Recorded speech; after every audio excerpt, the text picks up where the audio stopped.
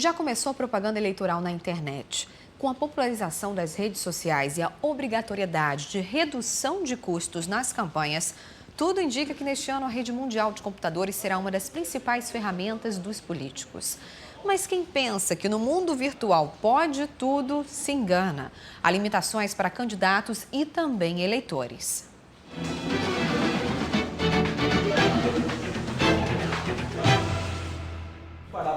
Há 3 anos, Francis Miller foi contratado por uma faculdade particular no cargo de assistente administrativo. Um ano depois de concluir o curso de pedagogia, já ocupa a função de gestor financeiro na empresa. Para ele, o reconhecimento é resultado de muito esforço. Quanto mais você se profissionaliza, quanto mais você vai avançando nesses níveis de educação, melhora o seu tino com as pessoas, né? A forma de você tratar, de lidar com pessoas. E a gente trabalha com pessoas o tempo inteiro, então a gente precisa ter esse desenvolvimento. Ele não quer parar por aí. Aceitei um novo desafio, como sempre trabalhei voltado para obras, né, infraestrutura, essas coisas, então eu acabei aceitando um novo desafio, que é fazer a faculdade de engenharia, em busca desse crescimento também como profissional. Um estudo feito por esta faculdade mostra que o sucesso profissional está ligado à conclusão do ensino superior, ou seja, pessoas com uma faculdade têm mais facilidade para crescer na vida profissional. Você pode se candidatar a uma vaga que sequer exija o ensino superior, mas a primeira coisa que você tem que ser desafiada é você se candidatar às vagas que necessitam disso. E aí escolher qual é a melhor formação que eu vou buscar, se eu vou ter que fazer só a graduação ou uma pós-graduação, e com isso você vai desenhando o que a gente chama de trilha de evolução. E foi exatamente isso que aconteceu com o Gideon. Há 8 anos, ele entrou como auxiliar de serviços gerais e depois de muita dedicação, se tornou auxiliar administrativo. Terminei meu ensino fundamental, em seguida iniciei o médio. Terminei o médio, né? Isso já foi examinado para 2012. Foi quando eu ganhei uma bolsa como melhor colaborador de 2011. Eu ganhei uma bolsa integral para fazer a faculdade de administração. E aí foi aí que eu fui evoluindo. Ganhei uma promoção para ser inspetor de ensino, né? E passei 1 ano e meio como inspetor de ensino. E aí eu consegui mais um cargo que foi para auxiliar administrativo. E o orgulho de Gideon também reflete na vida pessoal. Ele foi a primeira pessoa da família a se formar em um curso superior. E agora incentiva a irmã. O estudo com certeza evoluiu muito na minha vida, né? Hoje eu consigo ter uma vida financeira mais equilibrada, né? E dessa forma eu vou conseguir, já vou colocar minha irmã para fazer também faculdade, né? Vou ajudar ela. O Willen Lima acredita nesse esforço e se inspira na história do colega para conseguir se destacar. Gosto muito do trabalho dele, como ele se comporta, a gente se inspira nisso também. A gente gosta de seguir aquelas pessoas que têm um potencial. Olha, você acabou de ver a reportagem sobre a importância do estudo para se ter um ensino superior e depois se qualificar e conseguir uma vaga no mercado de trabalho. Agora sim, a gente vai mostrar para você a reportagem que explica o que pode e o que não pode ser feito durante a propaganda política pela internet. Hoje em dia é difícil encontrar alguém que não use a internet com frequência. Eu uso a internet diariamente. Para quê? Uso de rede social e WhatsApp. Hoje em dia quase ninguém fala por telefone, né? Mensagem, mas a comunicação é via WhatsApp, então facilita muito. Eu uso sempre que eu posso. A maioria do dia uso praticamente de manhã e à noite. E você usa para quê a internet? Eu uso para pesquisas, uso para usar redes sociais, comunicação. Segundo o IBGE, o Brasil está entre os 79 países que mais acessam a internet. No Amazonas, apesar da dificuldade de conexão no interior do estado, um levantamento de 2014 mostra que 59% dos domicílios têm conexão com a rede mundial de computadores. E hoje, com certeza, esse número é muito maior. E quem está de olho nesse público são os candidatos. Este especialista em direito eleitoral explica que a mini-reforma feita na lei para esse pleito vai mudar a cara das campanhas políticas. Como a propaganda física sofreu restrições, a internet vai receber maior atenção dos candidatos. houve uma restrição muito forte aos gastos de campanha. E com isso houve uma restrição maior à propaganda, especialmente à propaganda eleitoral de rua, com a questão da proibição daquelas placas conhecidas mini-DOS de 4 metros quadrados, com a questão da limitação do número de cabos eleitorais. Com essa redução do material físico de campanha, com absoluta certeza vai haver uma dedicação, um carregamento muito maior dessa propaganda na internet e nas redes sociais. De fato, a maioria dos candidatos em Manaus contratou equipes de profissionais só para cuidar de propagandas na internet. Aqui, por exemplo, temos especialistas da área de design, fotografia, edição e mídias. Gente que passa o dia compartilhando, comentando e monitorando informações no mundo virtual. Hoje a gente consegue alcançar semanalmente uma média de 200 mil pessoas. E esse é um número bem relevante diante todo o trabalho de uma campanha, que por mais que a pessoa vá fazer o trabalho de corpo a corpo, ela para conseguir cumprimentar ou falar com 200 mil pessoas, ela vai ter que andar muito, né? O sistema de internet é barato e tem uma audiência muito grande se comparado com os meios tradicionais. A nossa campanha atinge aí 50% de um público de Manaus, investindo menos de 10% do que a gente investiria nos meios tradicionais. Mas todos precisam ter muita atenção com o que é publicado na rede. Apesar do universo virtual ser vasto, o Tribunal Regional Eleitoral diz que está preparado para fiscalizar e coibir irregularidades. Nós montamos, uma equipe para trabalhar nesse sentido. A atuação na internet é quase toda bastante acessível, se torna pública, então não é tão complicado de ser fiscalizada. E nós temos, além de tudo isso, alguns programas que ajudam na fiscalização, né? Temos o aplicativo Pardal, que irá receber denúncias de todo mundo, dos eleitores, dos candidatos. As regras para a propaganda na internet são simples. Os candidatos podem ter sites, blogs, Facebook, Instagram, usar todo tipo de ferramenta para se comunicar, desde que use como expressão individual. Propaganda paga não é permitida, assim como mecanismos para impulsionar publicações. É possível manter listas de contatos para o envio coletivo de mensagens, mas isso não pode incomodar os eleitores. No sistema de e-mails é necessário que haja um mecanismo de opt-out, que nós denominamos, que seria de descadastramento.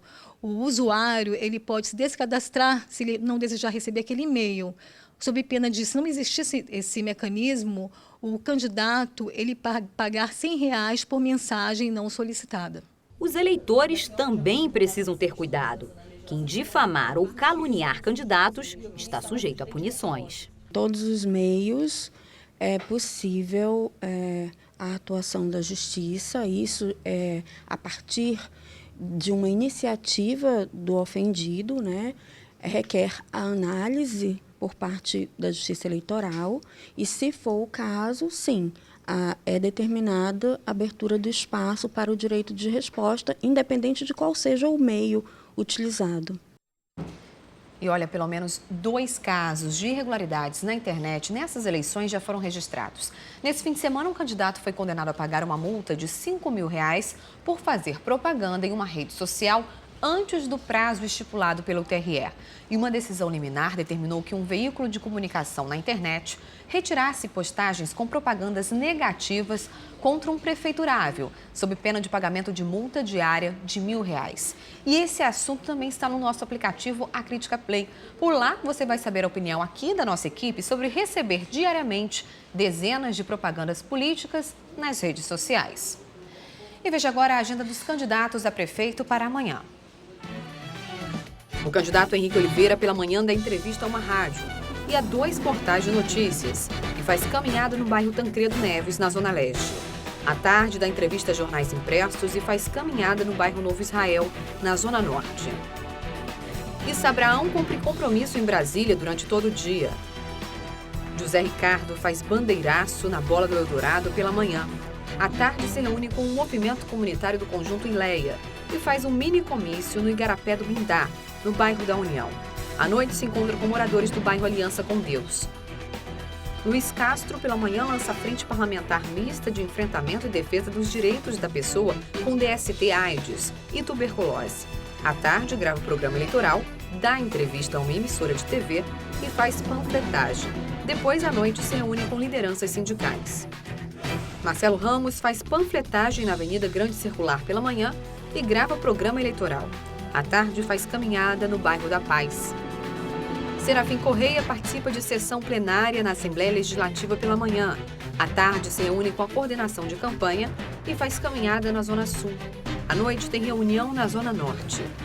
Arthur Neto, Silas Câmara e professor Queiroz não divulgaram a agenda até o fechamento desta edição. Comer um pãozinho ou aquele bolo caseiro no café da manhã já é rotina na mesa de muitos brasileiros. Mas esses alimentos deliciosos passam longe do paladar de quem tem intolerância à lactose ou alergia ao glúten. Quem sofre com isso tem que mudar completamente a alimentação, o que não é uma tarefa fácil, mas se tornou oportunidade de negócio para uma empresária de Manaus. A gente vai contar agora a história de uma empreendedora que, ao descobrir a doença, teve que mudar de vida e começou a ganhar dinheiro com o que antes era um problema de saúde. Quem vê Thalita na cozinha não imagina que até pouco tempo ela passava longe de um fogão. Mas o diagnóstico de alergia a glúten e sensibilidade à proteína do leite mudou tudo. Com poucas opções no mercado, ela começou a produzir os próprios alimentos. Cozinhar realmente nunca fez parte da minha vida, por conta de uma necessidade. Depois que eu me descobri alérgica, eu precisei realmente aprender a cozinhar para mim e vi uma possibilidade de negócio para estender e transformar isso em efetivamente um negócio, né? A oportunidade virou negócio porque a intolerância e a alergia nessa fase da vida não tem cura. De acordo com essa especialista, geralmente o problema é causado por predisposição genética. O paciente ele não consegue digerir, degradar o alimento trigo, o alimento glúten, né? Devido às proteínas que são extremamente agressivas para o organismo daquele paciente. E quando a gente fala em alergia, na faixa etária infantil, ele pode até apresentar cura por volta da idade escolar, da idade pré-escolar e escolar.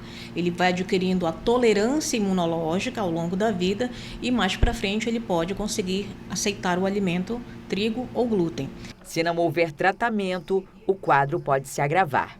A partir do momento que ele toma ou ingere esse alimento, a lactose, ele vai apresentar também sinais e sintomas relacionados ao trato digestivo, como náuseas, vômitos, diarreia, flatulência, que são os gases, dor abdominal, uma colite crônica. E em alguns casos, o paciente ele apresenta sintomas tão intensos que ele começa a não ter uma alimentação adequada, podendo chegar até um quadro de desnutrição, tanto em relação à intolerância à lactose, como em relação à intolerância ao trigo e ao glúten. Para dar alternativas às pessoas que têm restrição alimentar, Thalita criou a Same Same igual, mas diferente. A princípio para atender pessoas alérgicas, mas... Hoje em dia nós percebemos que 80% do público da Same Same, ele é um público que busca uma opção mais saudável. Não é alérgico, não é intolerante, não tem nenhum tipo de restrição alimentar. Ele só quer comer melhor. Em um ano, a produção se profissionalizou e hoje fornece para 7 estabelecimentos comerciais. E já chegou até a outro estado. Os bolos e pães sem proteína do leite animal e glúten têm feito sucesso. Entre eles, o de cacau, macaxeira e abóbora. Além de serem mais saudáveis, os produtos têm uma ótima aparência. Esse bolo, por exemplo, é de cenoura. E eu vou confessar que nunca experimentei um 0 glúten e 0 leite. Aproveitei a oportunidade. Muito bom. Tá aprovado.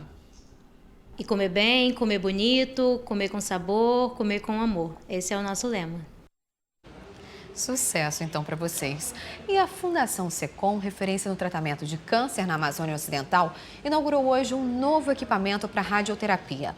O investimento de cerca de 8 milhões de reais deve triplicar os atendimentos nessa área. Esta máquina representa um grande avanço nas sessões de radioterapia. Os equipamentos antigos da Fundação SECOM têm mais de 30 anos e funcionam com fontes de cobalto, um poderoso elemento químico já ultrapassado. Este é um acelerador linear, tem maior precisão, age no centro do tumor. assim poucos tecidos vizinhos e causa menos efeitos colaterais nos pacientes em tratamento contra o câncer.